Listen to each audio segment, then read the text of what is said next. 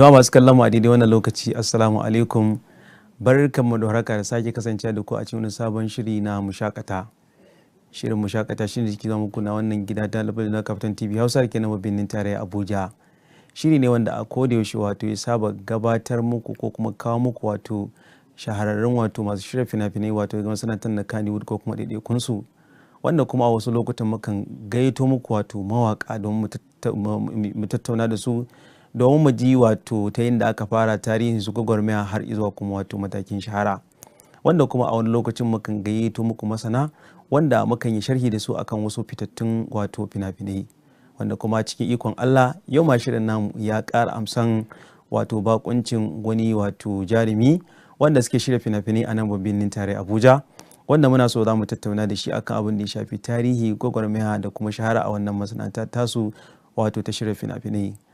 A kamar da aka saba, suna na Yusuf Shehu Koro, wanda ni ne zan jagorar shirin ma a yau, amma kafin shirin namu ya ci gaba yanzu za mu ɗan ji hutun takaitan lokaci, idan muka dawo shirin namu zai ɗora.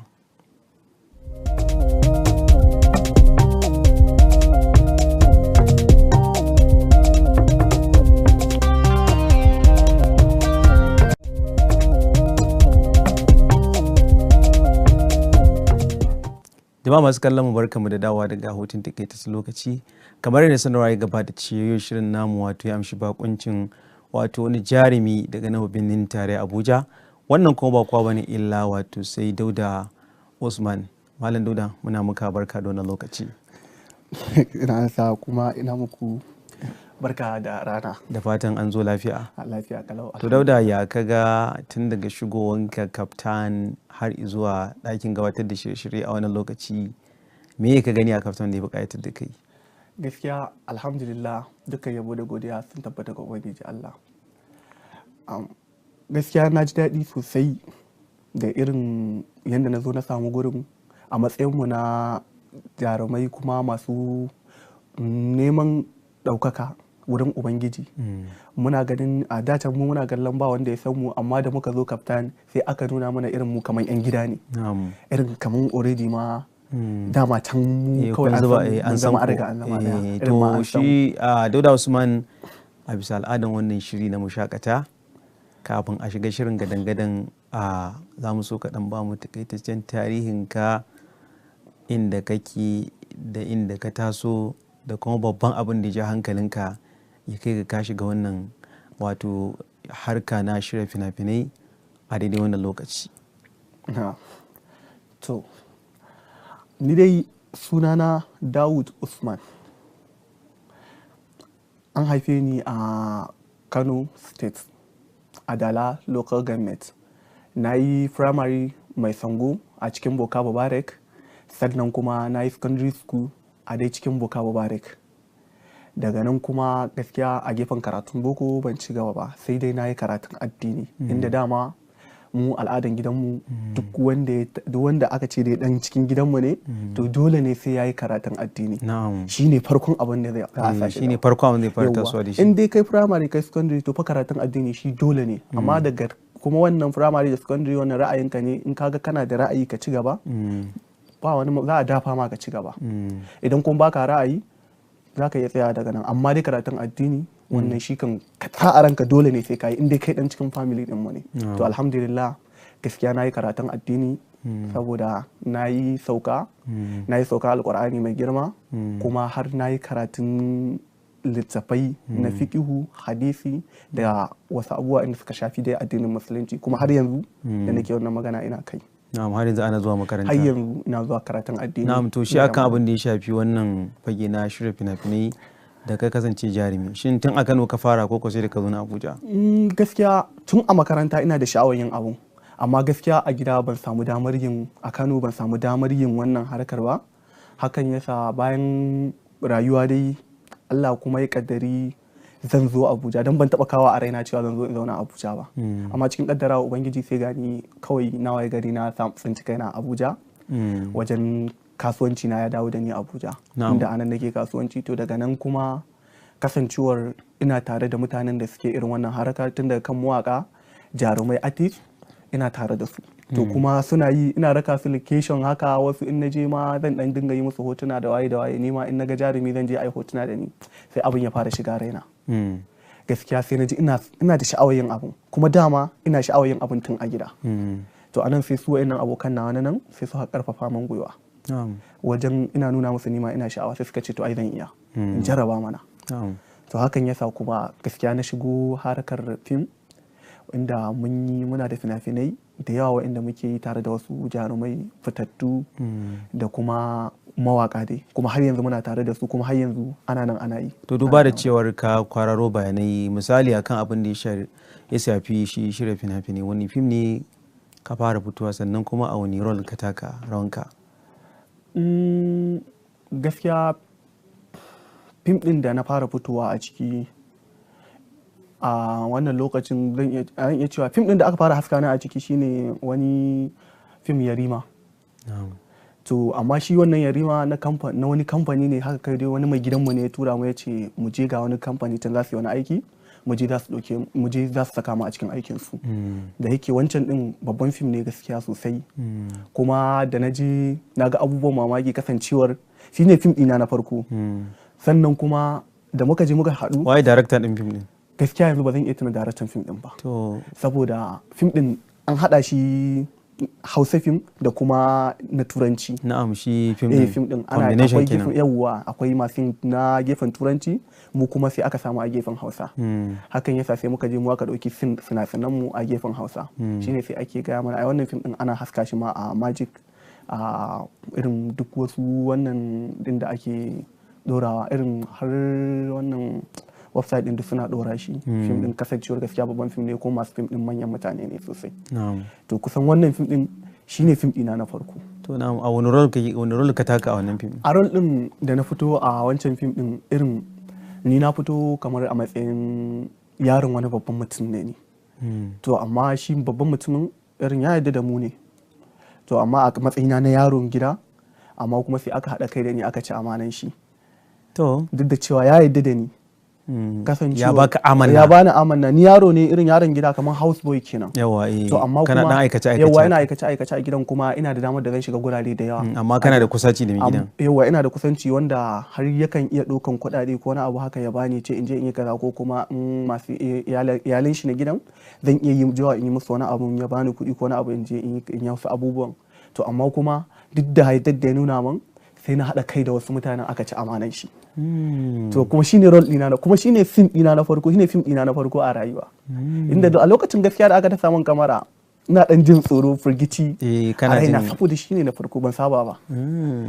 To amma misali da ka ci amanan nashi, a ƙarshe asiri ya tunu ko bai tunu ba? A ƙarshe asiri ya tunu. Inda da ƙarshe muka je har an kama mu, mun yi nadama, amma dai a lokacin damar ba ta da amfani, saboda har an kama mu, an kai mu wajen jami'ai, an hukunta mu, an tura mu gidan yari ƙarshe dai. Kasancewar an gano da ni aka ci amanan shi. Amma da ya gano cewar da kai aka haɗa kai aka ci amanan shi, ya yi mamaki? Ya yi matuƙar yin mamaki, kasancewar yana kallon yadda ya ɗauko ni bai san ni ba, wani dalili ne ya haɗa ni da shi, ba tare da ya yi binciken asalin ni waye ba, sai ya ɗauko ne zai jona ni a aje ni a gidan shi, ina mai house boy. Amma kuma ya ɗauki yadda shi ya yarda da ni, a matsayin da shi ne ya kamata ya binciken ya gano waye ni, da suwa nake mu'amala, me ma rayuwata da nake a baya. Amma duk da haka shi ya yarda da ni, kawai ce ya yarda cewa ni zai zauna da ni kuma zai taimake ni. Amma kuma ni duk da wannan yadda da aka yi min, sai na je na aikata abin da ba daidai ba.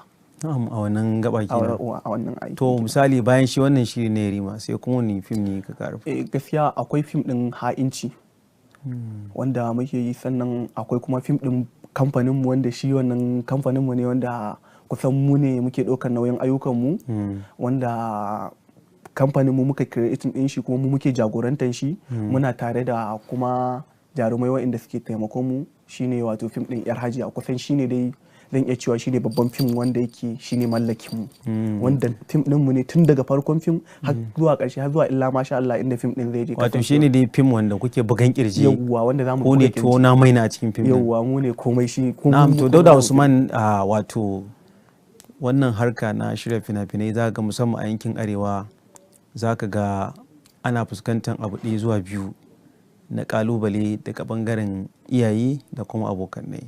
Shin kafin ka fara wannan harka akwai izini da ka nema gurin iyaye kuma da ka nema sun amince ma kai tsaye ko kuwa dan samu wasu 'yan nan da can?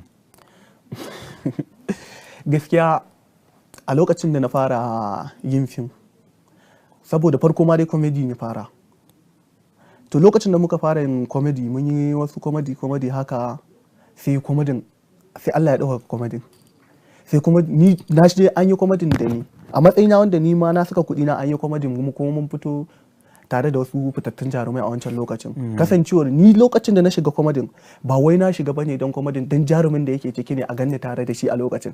Ka gane irin a ce ai ni ma an ganni tare da jarumewa ne. To a lokacin abin da ya kawo ni cikin aikin kenan, aka zo aka yi aikin da ni. To bayan mun ɗauki wannan aikin aka zo irin ana ɗan yayyadawa haka, ana ɗan dai sharing wannan a ɗora a status wannan waye. Ni dai gaskiya ban ɗauke shi irin wani wannan a raina ba sosai. Kawai wata rana da daddare kawai sai na ga mama na ta kira ni. To da bayan na ɗaga ma irin mun gaisa haka, sai take ce me take gani haka, me ya faru, sai take kiran ba, sai take ce bari ta tura min abu a WhatsApp. Bayan na san me kuma tana gaya min wai kuma ina tambayin ta na me. Wato kai ka san tambayin da take ma? A lokacin ni da lokacin take ce me take gani, na manta da maganar comedy, ban ɗauka shi bane, na ɗauka ko na yi wani abu ne daban, ko an gaya mata wani abu. Shine sai take ce min bari ta tura min, sai ta ɗan turo min wani shiya a cikin comedy din. Ok, to sai na fahimci yanzu ga abin da yasa aka kira ni. Sai nake ce mata gaskiya ni ne haka ne, kuma kawai na ga abin ina sha. Shine sai take ce min to bana kallon irin waɗannan abubuwan gashi irin dai maganganu dai na manya da kuma irin kallon da ake wa harkar, irin abubuwan da yake zuwa kunnanta akan irin waɗannan abubuwan. Shine sai a lokacin sai nake nuna mata to ni na farko dai a gaban ki na tashi, kin fi kowa sanin tarbiyyar da kuka bani da irin dai rayuwa da gashi. Take ce min gaskiya inda ta yarda da ni, amma da irin abubuwan da take kallo irin wanda ake wasu mu'amala irin ko na shayi ko na wani wannan, kada irin wa'annan abubuwan su ja hankali na, ni ka je ka auka cikin wannan, je in auka cikin irin wa'annan bayan ta san ni ba na yi.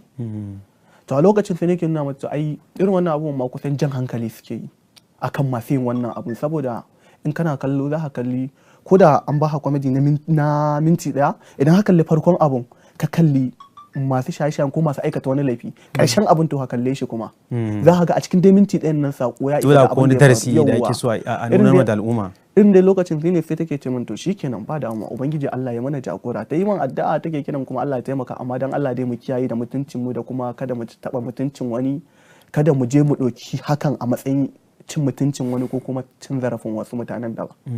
To a lokacin dai gaskiya ni irin dai nan zan iya cewa ban samu wani kalubale ba sosai. Kawai dai da farko dai da ta gani ne shine ta yi min magana, daga baya kuma da na yi mata bayani. Bangaren mahaifi ba? A gaskiya duk ni nan ban samu wani challenge ba. Na'am, to ka san baya ga wato har yanzu harkan fim a ganka ka fito a matsayin jarumi a musamman yankin arewan mu, za ga akwai kalubale ake fuskanta. Baya ga iyaye akwai kyara na abokai, ko ka fuskanci wannan? Kyara kan fa har yanzu ana fuskanta wannan kan. Indai a gurin abokai ne ba? Ai har yanzu ba ma abokai ba, wani ma baka ma san shi ba, sai a ce ai wannan ne mai yin kaza, suka ji a ce dan wahala kyale shi ba ga shi yanda yake ba kullun a haka, kullun ɗebe kuɗin shagon shi yake je ya saka a waccan harakar, bayan kuma har yanzu ba mu ga me yake samu da ita ba. Kuma kai ne suke ma kallon bari, kai kuma kake kuma su kallon wawaye. Kai dama ai kai ka san me ka saka a ranka, kuma ka san me tunaninka, kuma ka san wace manufa kake da ita a ranka, kuma wane mataki kake son ka taka idan Allah ya amince.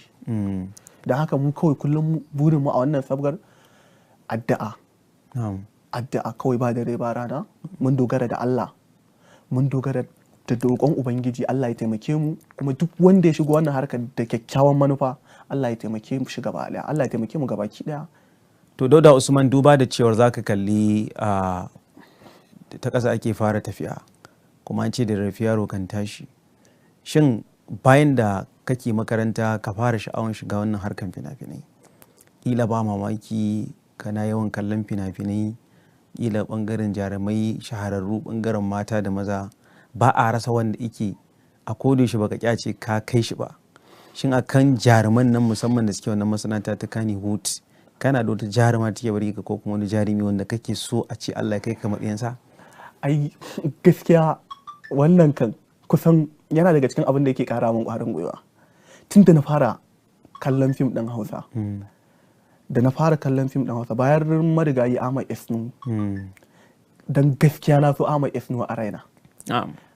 So na gaskiyan gaske wanda ban taba jin kai gaskiya na so bawan Allah nan. To daga nan kuma mutumin da yake a raye marigayi Ahmad Esnu ya riga ya rasu, ubangiji Allah ya ji kanshi, Allah ya gafarta masa. Amma kafin ya rasu kun taba ido biyu? Wallahi ba mu taba ido biyu da shi ba, amma kuma na so shi yanda ka san duk ko wani abu ake ko fim ake ko wani abu in dai na je kai a lokacin ma in na je gidan kallo a lokacin angon mu akwai wani gidan kallo, in muka shiga gidan kallon da bulala ake zuwa a koro mu. Koran mu zane mu ake yi. Ta amma a lokacin a haka nake sadadawa in na je in na shiga gidan kallon nan wani lokacin buya nake a karkashin benci inda fim din F ne. Na yadda wani lokacin fa na yadda in je in kallo fim din in dawo gida a zane ne, amma in dai kalli fim din. To bayan dan kuma sai jarumin da yake wanda yake tashe yanzu, mutumin da gaskiya kusan zan iya ce ma kusan wannan din shi nake koya ma, kusan role din shi irin yanda yake taka rawa a fim da irin wasu abubuwa da yake yi irin na rayuwa haka, kusan ma gaskiya ni yanzu haka shi nake kwaikwayo. Wato Adamu Abdullahi Zango. Na'am.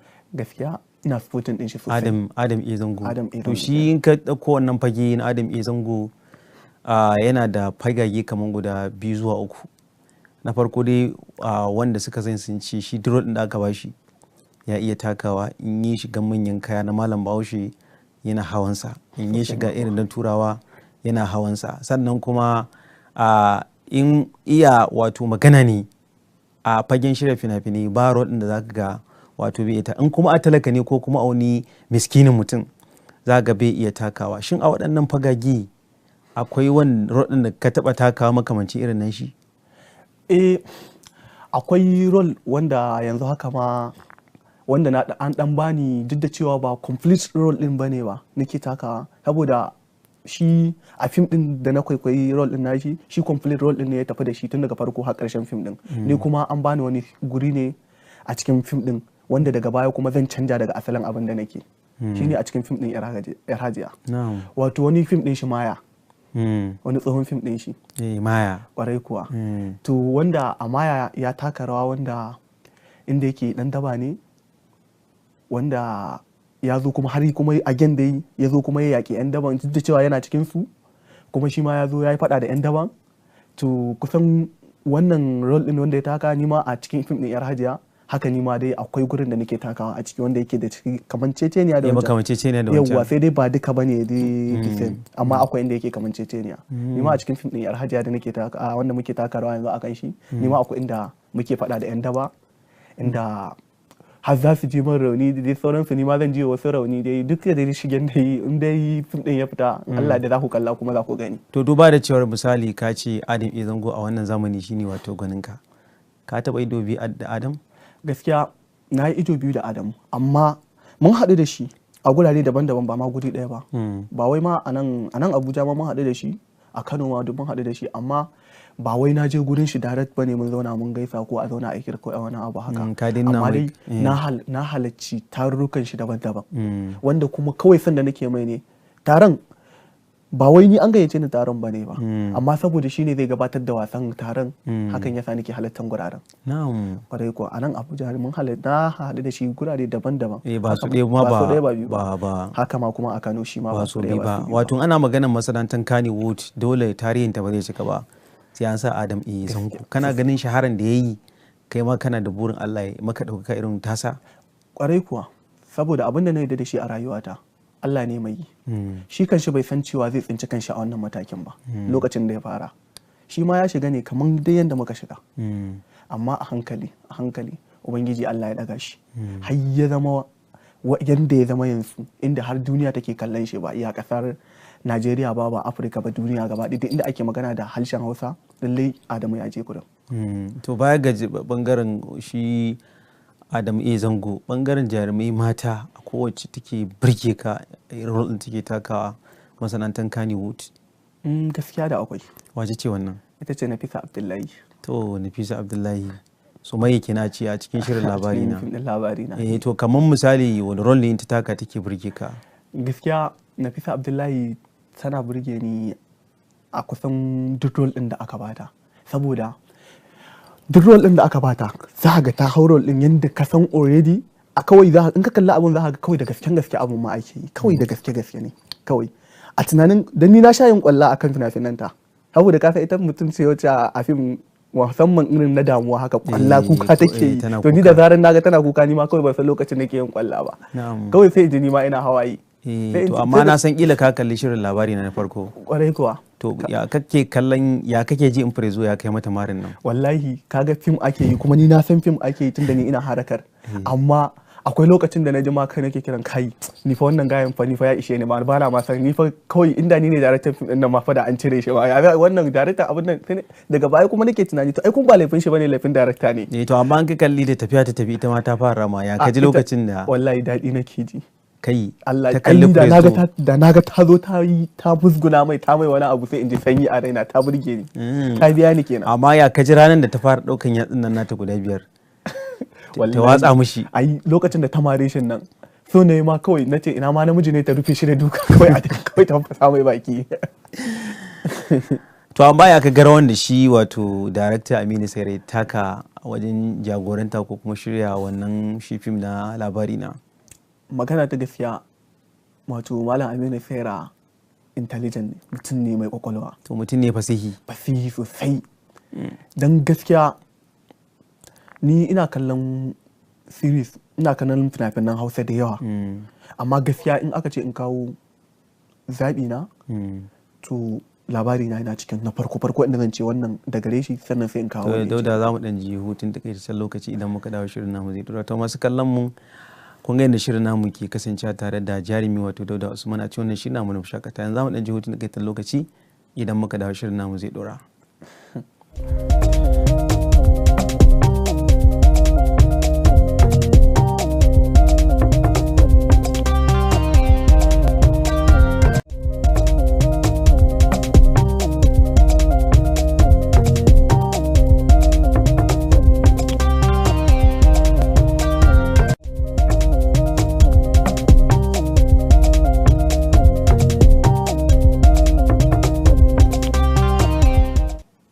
Jama'a masu kallon barkamu da dawa daga hutun takaitaccen lokaci, yanzu kuma shirin namu zai dura. Dauda barkamu da dawa, da fata dan kurbarwa lafiya. To kafin mu je hutun takaitaccen lokaci kaman kana bayani akan wato shi daraktan shirin labari na Aminu Saira. Gaskiya ina gaya ma Aminu Saira gaskiya mutum ne mai kwakwalwa sosai.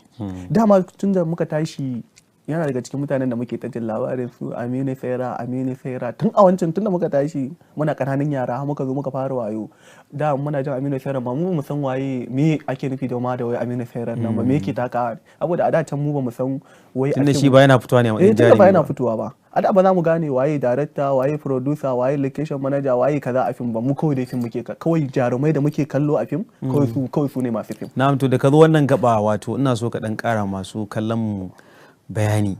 Misali in aka ce jarumi a fim me yake nufi da jarumi?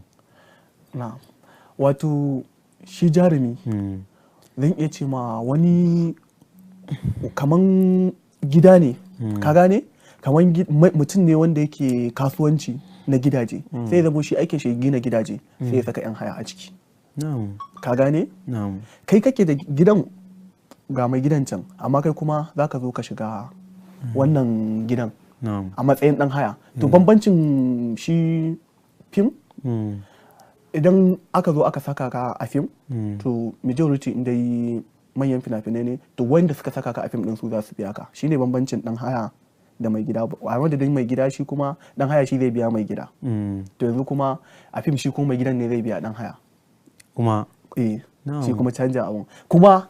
Amma fa ka sani shi fa wancan director din shi ma na misali magana na maka akan jarumi, shi misali in aka ce jarumi ma'ana shi a shirya fina-finai me sunan shi actor. In aka ce jarumi shi ma'ana mutum wanda ka gane wanda wani ne sai mai rubuta labari ya gama an kaiwa tun da kan masu rubutawa ma director ya kalla, producers waye shine duk suka tsatsara yadda za su yi sai su ga wannan labarin ya dace da wani ne saboda yanayin karakter wani din. Maybe misali yanzu a ce fim ne za a yi na daba, ka gane wani can yanzu wani yana can yana rubuta fim din shi ya gama rubutawa ya gama komai ya gama rubuta fim din shi ya gama komai to amma yana buƙatar wa zai saka a ciki, amma fim din nan na daba ne. Sai ya kalli misali sai ya ce yanzu a fim din nan tunda ya gama gashi ko yana da komai ya hada komai, yanzu kawai wanda zai fito mai a fim din nan kuma fim din daba ne. Sai ya ce to yanzu ka gane, sai ya ce to wanda ya kamata ya fito ma a wannan fim din shine zan ɗauko wato dadi hikima wato abale kenan. Ka san me yasa ya kawo wannan? Duk da zai kalli ai akwai masu gidan abalen waɗanda sun riga shi harkar, sun fi shi ƙwarewa a kanta, sun fi shi kaza sun fi shi kaza, amma kuma me yasa zai ɗauko abale? Saboda ai karatun fim din ta yi daidai da abalan akan ya ɗauko ta ya ba Alinuhu. Duk da cewa Alinuhu mai gidan fa dadi hikima ne, ya fi shi sanin komai game da harkar, amma yanayin shi da yanayin motion din da zai bayar da yanayin wasu artist da zai bayar, abalan ya fi cancanta ya fito a wannan gurin. Don haka kawai ba zai ɗauko abalan ya saka. Kaga shi abala kawai yana gida za a kira shi wani ka zo muna da aiki lokaci kaza zan baka aiki na ka duba ha gani zaka iya, zai duba ga yanda labarin yake ga yanda tsarin yake ga kuma irin yanayin tun da kan dressing ga irin wayi ga irin abin da ya kamata a ce an yi. In ya zo to shine za a zo a dudduba ga me ya kamata yanzu wani irin dressing ya kamata, shine wanda zaka ji irin designer location manager da sauransu bayan an nemo location an nemo komai, to shine a dudduba me ya kamata yanzu a yi wa wani irin dressing ya kamata wannan fim din ya fito da shi. So daba tana zuwa kala-kala, zai iya yiwa ya zamo irin dan daba ne boyayyen dan daba, ko kuma a bayyana wanda kawai da an ganshi an san wannan dan daba ne yanayin shigan shi ta banza ko wani waye. To kasancewar yan daba majority shiga su ta banza ce take bayyana su. To amma kuma akwai yan daban da a boye suke, wani kila ma tare da shi kuke sallah a masallaci ko kuke wasu abubuwan amma baka san shi dan amma daba baka san fadan dawa bane, yana wannan din cikin zubgegiyar rigan nan tashi yana da katuwar adda, ka gane yana jin kayya kawai zai fuda kawai kaji to ka gane, to shine sai a ce to ai wannan aikin gaskiya zai fi kyau da abale, don haka bari a ba abale kawai. Don haka abale haka jarumi ne a fim din, amma kuma fim din fashi maybe kila bai ma san asalin waye mai fim din ba, shi dai an kira shi an bashi aiki kawai, an yi magana da shi ne za a biya ka kaza za a biya ni an bashi, ka gane to haka abale jarumi ne. To amma shi kuma kafin abalen fa haka manta akwai wanda suka nemo shin ai, saboda ba aikin shi bane ba, fim din ba na shi bane ba, wasu ne masu fim din. Dan haka akwai wanda suka nemo, kaga kenan abale akwai director da ya kira shi, director ne ya tunani ke ganin cewa wannan aikin abale ne ya kamata in bashi, ka gane. To sannan kuma misali abin da ya shafi so dama zaka ga akan samu wato director daban producer kuma daban, wani kuma akan sami da daraktan da producer duk mutum ɗaya ne. To me ake nufi da darakta a fim da kuma producer? Wato shi kusan darakta da producer kusan aikin sai yana tafiya kusan a tare, hand to hand, hand to hand. Inda darakta zai iya ɗauke aikin producer, ka gane, amma kuma shi producer ba zai iya ɗauke aikin darakta ba. Saboda shi amfanin producer a aiki shi zai kalli misali bayan wancan yana da aiki yana da waye sai ya ce to bari nemo producer wai kamata ba producer din wannan aikin, sai ya ce to bari bawa ne. To shi wannan yana duwa kawai shi producer zai karanta aikin labarin gaba ɗaya tun daga A to Z, ya karanta sin wannan aiki yana da sin kaza, ana buƙatar mace kaza, mata misali mata 10 maza 15 kaza, ana buƙatar kaza ana buƙatar kaza. To zai duba sai ga to tun da haka ne bari ga akwai wani zai yi a wannan aikin, akwai wani ka gane, zai kikkira su kowa ya ce to kai zaka hau role kaza, kai ke kuma zaki hau role kaza, ke kuma zaki hau role kaza, ka gane. To idan aka zo shi bayan ya fitar da wa'annan jaruman da waye sai zo ya kawo wa director, shi kuma director zai duba aikin ina jaruman da aka fitar. Shi ma anan fa director fa yana da power da zai ce idan dai ya duba ya ga an bawa ne wannan ana buƙatar mutum mai jiki sai ga an kawo ɗan siririyan aje, darakta zai iya ce a wannan bai man ba a cire shi daga nan, a bani ina buƙatar mai jiki ko kuma mai shekaru kaza. Misali akwai gurin da zai iya ce ana buƙatar yaro ɗan shekara 25 ya hau man wannan sin din, sai a kawo mai ɗan shekara 60 sai ce a'a ba zan karɓe shi ba saboda ba zai bani abin da nake so ba, don haka ina buƙatar daidai ɗan shekara 25 ɗin na faɗa shi nake irin shekarun a je a nemo mai irin shi. Sai to shi kuma producer zai ƙara duba in yana da yara ne ko yana da wasu ko kuma in bai da shi daraktan ya nemo, ka gane. To a takaice dai kusan ayyukan su dai suna tafiya kusan tare, sannan kuma darakta shi dai in kaga aiki yayi kyau gaskiya dan iya ce ma daga darakta ne, in kuma aiki lalace daga darakta ne. To misali shi kuma location manager me shi? Location manager shi kuma aikin shi shine ya nemo guraren da suka yi daidai da irin wannan labarin. Labari ne aka fitar sai a ce wannan labarin akwai ƙauye akwai birni, akwai ana buƙatan ƙaton gida, ana kuma buƙatan matsakaici, ana kuma buƙatan gidan talakawa irin gidan talak din nan, ka gane fa. To shi kuma location manager shine zai je nemo wayannan abubuwan duka ina za a je. Misali location manager zai tashi ce to yanzu ko kuma muna buƙatan gidan TV, kamar yanzu ba ga mana a kaftin TV ba, to yanzu sai a ce muna buƙatan gidan TV wanda a cikin gidan TV ya zama yana da kaza yana da kala kaza. Location manager zai iya zuwa nan sai duba ce nan kaftin TV din nan gaskiya ya mun ya za a yi, sai ce to yanzu dala ina son ga manajan ku, ina son yi magana da shi saboda ina son ya bani gurin nan daga minti kaza ko awa kaza za mu ɗauki aiki kaza a time din a daidai lokaci kaza muke bukata. To ni ko kuma zai iya yi wa manajan ku ce a daidai time din da ka faɗa mu ko muna da program da muke yi a time din, kuma ba zai yi mu daga program din ba, sai dai mu baka time tun da mu muke da gurin, a gane. Sai ce to shikenan ba damuwa ku bani.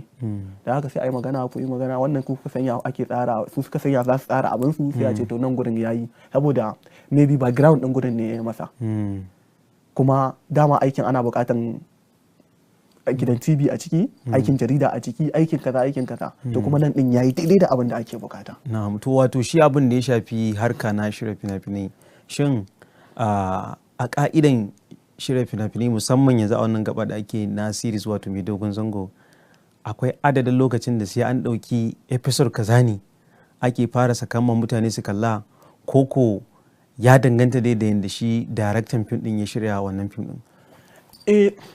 Wato shi yanayin daɗewan aiki ana yi ko kuma a daɗe a saka da wuri ko kar a saka da wuri, wannan ba wai matsalar ba daga darakta ba ne, daga mai ɗaukan nauyin aiki ne. Kana ji? Saboda shi wannan aikin kai ka sani yanzu kusan komai a rayuwar nan da muke ciki, rayuwa ta yi matsi, magana ce ta kuɗi. Mutane suna kallon fim kamar wani, tunda an ce wasan kwaikwayo, wasan kwaikwayo din, amma fa idan aka zo maganan kuɗi wannan ka ba wasan kwaikwayo bane, kuɗin da ake kashewa a ciki ba ƙananan kuɗaɗe bane ba. Ba za ka sani ba sai ka shiga harkar. Kamar yadda kowa yana da irin wannan ɗin shi, irin gefen business ɗin shi wanda shi kaɗai ya san sirrin da yake ciki. To haka shi ma gefen fim.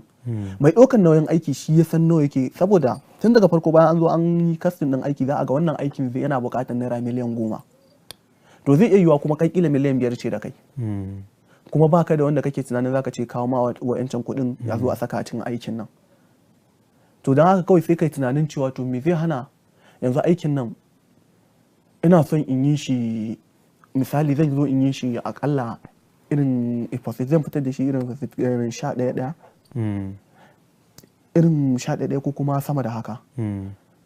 To kuma kuɗin ka ba su kai wanda za ka yi wannan aikin complete ba. To za mu dan ƙara zuwa mu dan numfasa idan muka da shirin namu zai dora. To masu kallon mu yanzu za mu dan je a hutun takaitaccen lokaci, idan muka dawo shirin namu zai dora.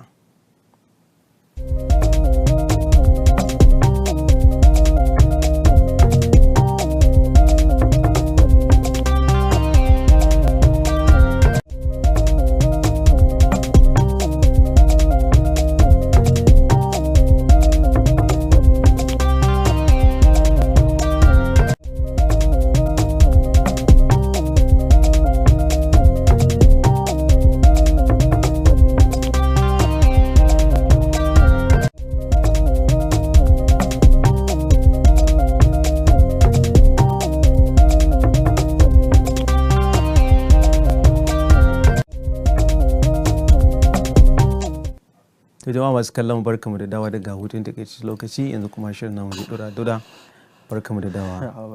Da fata an dan sha iska lafiya. Alhamdulillah. So kafin mu je hutun takaitaccen lokaci, wato duka ka koro a bayanai, sannan kuma na ma tambaya kan abin da ya shafi wato shin abin da ya shafi harkan daukan nauyin shirin fim, shin akwai adadin lokaci ne za a ce aka fara daukan sabon fim a ce sai an yi episode kaza sannan za a fara saki, kamar da wannan gaban kake bayani? Yawa, kamar yadda na gaya ma, yanayin wanda yake ɗaukar nauyin aiki, saboda kamar yadda nake gaya ma, mutum ne aikin shi zai caji naira miliyan 10, kuma shi kudin shi miliyan 5 ne, kuma yana son a yi aikin. Da haka za a iya fara, zai iya tunani, zai iya zuwa ya samu darakta ɗin shi, yanzu wani ya kake ganin aikin nan zai kasance, muna buƙatar a ɗauki aikin nan. kuma gashi kuɗin mu ba su isa su ɗauki complete aikin ba. To tun da yanzu zamanin series film ake yi, film mai dogon zango, to daraktan zai iya bashi shawaran to yanzu me zai hana mu fara ɗaukar rabi na daidai wancan kuɗin sai mu fara sake shi kasuwa. Yanayin karɓuwar shi kaga zuwa lokacin mutanen sun kalla an karɓa, in Allah ya taimake mu Allah ya karɓa ka kafin a gama kallon wa'inda muka ɗauka mun ƙara samun kuɗin da muke bukata da za mu ƙara wanda za mu ci gaba da ɗaukan aikin, wanda za mu ci gaba da ƙarashin wannan aikin. Kana fahimta?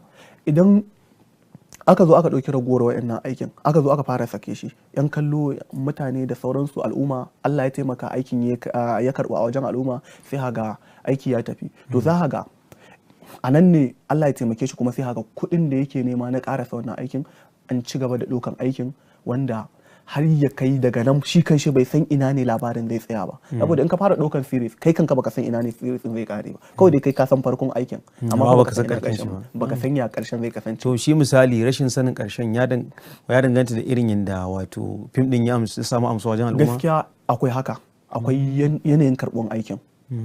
Saboda idan aikin ka ya karɓu to duk lokacin da ko kana son kai close din aikin to sai haga idan aikin ya karbu sai haka to me zai hana marubucin ka zai baka shawara me zai hana mu ƙara buɗe aikin nan. Saboda su kullum masu rubuta labari gaskiya mutane ne masu kwakwalwa. Saboda za ka ga abu sai ya zo kaman an ƙure su kana ganin kaman ka kamo su kawai sai haka kuma sun buɗe. Sun buɗe wani shafin. Sai kai mamaki ya akai haka. Sai kai mamakin na suka samu wannan lissafin. To shi yasa gaskiya fim ba wanda zai ce ma ga farkon shi, in an san farkon shi amma gaskiya ba a san ƙarshen shi. To su dama za ga akwai wato shirin fim mai dogon zango za ga ana cikin kallon shi kuma sai a ga ya dakata, wato matsalan kuɗi kenan. Gaskiya wasu daga ciki ban ce duka ba, wasu matsalar kuɗaɗe ne. Dan ba zan ɓoye ma ba wannan harkar tana buƙatan kuɗi. To duk wanda kuma aka ce shi yake ɗaukan nauyin aikin shi ba shi da kuma wani tsayayye wanda ya tsaya mai, kai da kake da aikin kai zaka haɗa kuɗaɗen ka zo ka saka kuma dama ba fofula ne kai ba, ba suna kai ba dama cin kuma ba wani wannan ne kai ba. To so da dama misali za mu ga wato kamar shi shirin labari na ɗin nan wato ka ce Sumayya mutumiyar ka ce sai aka ga kawo wani lokaci an neme ta a rasa. Shin akwai yanayin da jarumi ko jaruma ta kan ji cewar kamar ita ce karfin wannan shiri saboda ta fahimci tana da wato supporters kan sa sai ta kirkiro tsiya ko ta fece ko kuma a daina ganinta, shin ko kuma ta ce farashinta daga wani lokaci ya karu, ana fuskanta wannan kalubalen?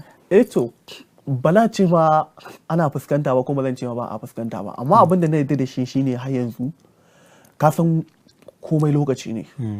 Akwai lokacin da zaka iya zuwa ku fara aiki da mutum, maybe lokacin da kuke son ku ci gaba da aikin a time din maybe baya gari ko baya kasa, ko kuma in mace ce ta yi aure, ko kuma rashin lafiya, ko kuma wani dalili wanda kawai ta ji cewa lalle ya kamata ga wani kwakwaran dalili wanda ba sai an fito an bayyana wa duniya ce shi ba, cewa ya kamata a ce an fita daga wannan aikin, ko saɓani ko makamancin da irin waɗannan matsaloli dai na rayuwa. Wasu irin wannan matsalolin ne gaskiya da yawa. Wasu majority wasu kuma za ka ga gaskiya akwai saɓani da za ka iya samu tsakaninka da mai irin dan adam ne da kullum. Saboda yawwa wannan kuma idan aka kasa samun maslaha to kawai sai ce to zai fita aikin, ko kuma kai da kake da aikin sai ka ce to zan cire kamar an mai gurbin ka da wani. Saboda in ka kalla akwai fina-finai da yawa inda kusan hakan ta faru, wasu kuma aure suka yi. Haka kuma mace tana Allah ya taimake ta, mace tana aiki tana fitowa a fina-finai, Allah ya taimake ta wani ya fito zai aure ta, lokacin auren ta ya zo, haka me za ta yi kawai ta yi riganin daga wannan aikin ta je ta yi aurenta. Saboda aure shine abu mafi daraja da muhimmanci. Kamar ita Sumayyan ka ita aure ta yi? A'a, Sumayya gaskiya ba aure ta yi ba.